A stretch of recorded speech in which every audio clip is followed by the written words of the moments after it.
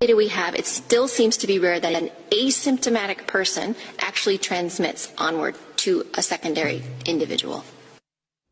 I didn't quite get that. Can I hear that one more time? I'm serious. I could not tell what you just said. From the data we have, it still seems to be rare that an asymptomatic person actually transmits onward to a secondary individual.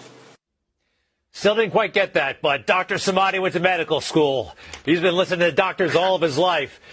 Doctor, I believe the headline from the World Health Organization is asymptomatic people are not infectious. They're not going to spread the disease. Is that what the WHO is saying? Yes, that's correct, Greg. Look, you and I have been going at this since February of this year. We've covered more than hundreds of these segments on Newsmax TV.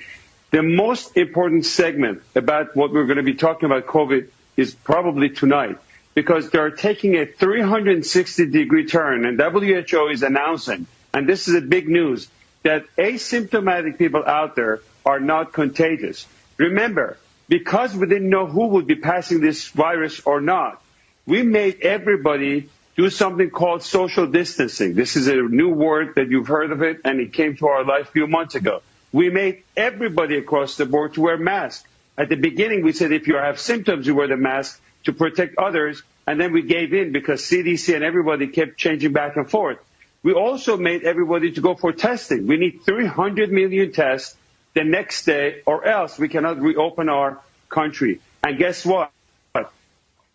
This thing this is very important. It's a breaking news that if you are not symptomatic and you don't have any symptoms of fever, chills, shortness of breath, or any of those symptoms we've spoken about, the risk of passing it on to other people and being contagious is very rare.